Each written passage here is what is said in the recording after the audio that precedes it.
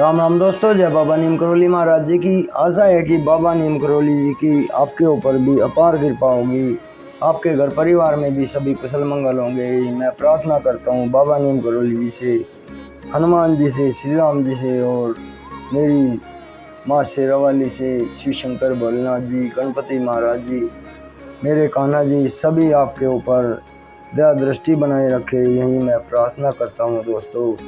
जय श्री राम। ओम श्री सर्वदेवाय नमः। दोस्तों, आज मैं आपको सुनाता हूँ श्रीमद् भागवत गीता का अध्याय 16, देवी तथा आसुरी स्वभाव। ये व्यक्ति के स्वभाव में इस अध्याय में बताया है कृष्ण भगवान जी ने कि आदमी के दो तरह के स्वभाव होते हैं, एक देवताओं वाला और एक आसुरों वाला। तो इसे सुने और श्रीमद् भागवत गीता के इस अध्याय को पूरा सुन के इसका पूरा धर्म लाभ उठाए, पूरा रस ज्ञान ले। तो शुरू करते हैं दोस्तों। भगवान ने कहा, हे भरतपुत्र, निर्भयता, आत्मशुद्धि, आध्यात्मिक ज्ञान का अनुशीलन, दान, आत्मसंयम, यज्ञ परायणता, वेदाध्ययन, तपस्या, सरलता, अहिंसा, सत्यता, क्रोध विहीनता, त्याग, शांति, छिद्रान्वेषण में अरुचि, समस्त जीवों पर करुणा, लोभ विहीनता, भद्रता, लज्जा, संकल्प, तेज, अक्षमा, धैर्य, पवित्रता, ईर्ष्या तथा सम्मान की अभिलाषा से मुक्ति, ये सारे दिव्य गुण हैं जो दैवी प्रकृति से संपन्न देवतुल्य पुरुषों में पाए जाते हैं।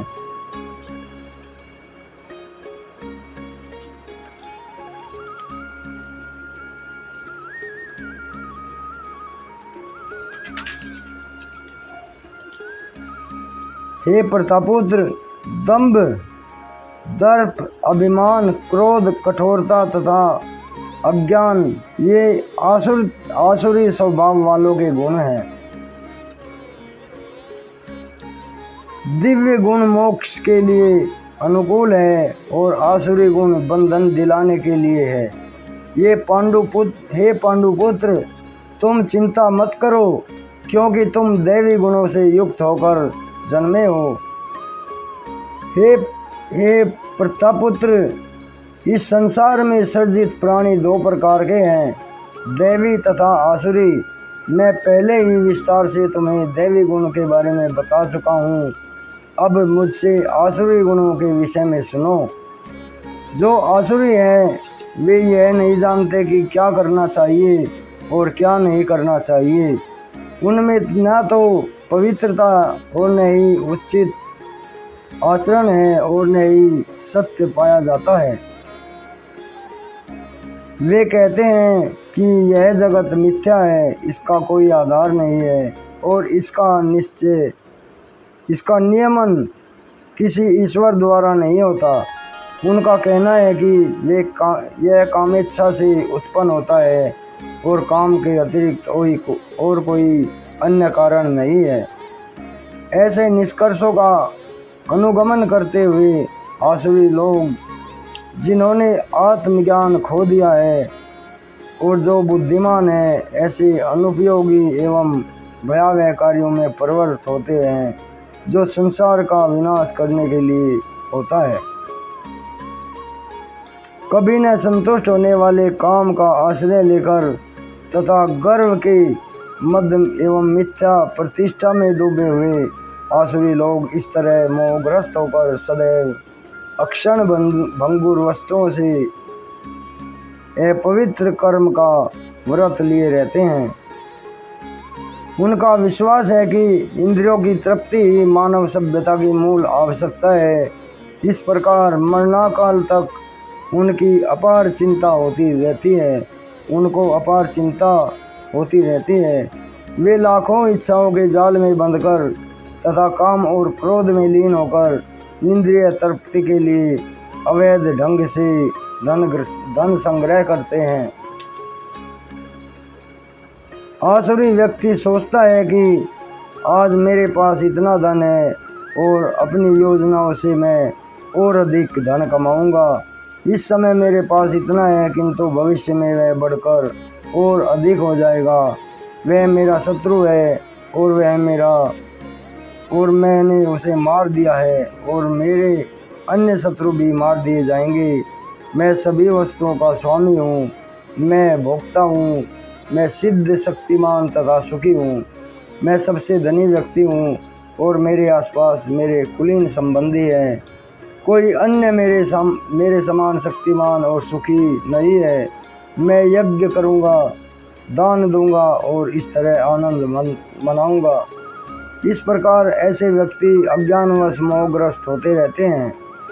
इस प्रकार अनेक चिंताओं से उद्विग्न होकर मोहजाल में बंद कर वे इंद्रिय भोग में अत्यधिक आसक्त हो जाते हैं और नरक में गिरते हैं।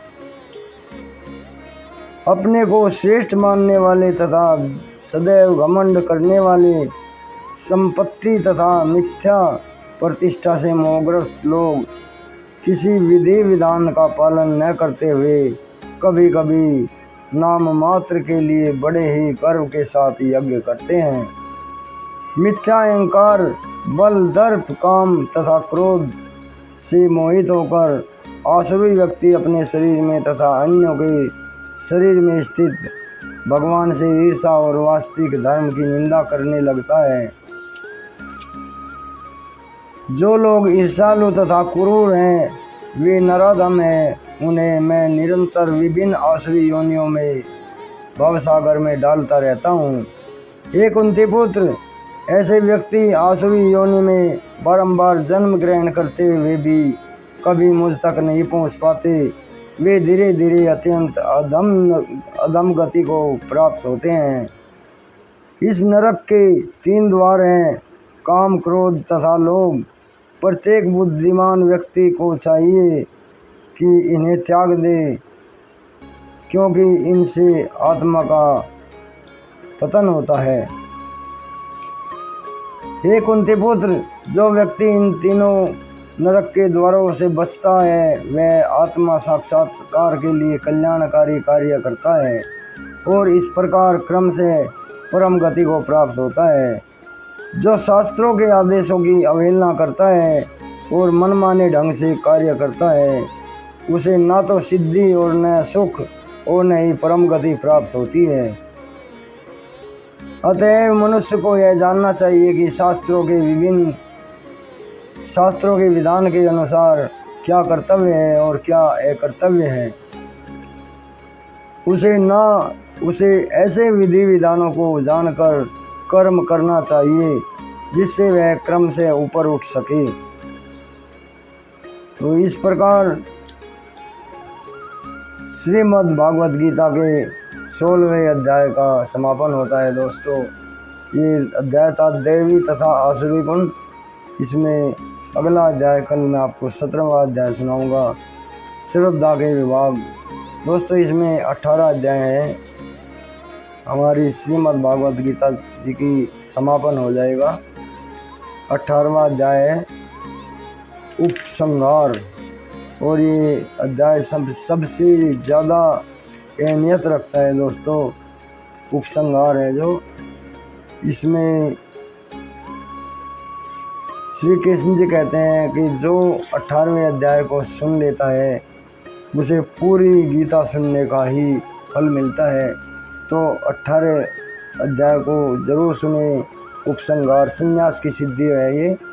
चैनल को सब्सक्राइब करें ताकि आपको पूरी जितने भी मैं ग्रंथ सुनाता हूँ उनकी ग्रंथों की वाणी पूरा ज्ञान मिल सके, पूरा धर्म लाभ मिल सके। क्योंकि अब मैं श्रावण के शुरुआत से शंकर भगवान जी का शिव महापुराण भी उसका पाठ शुरू करूँगा।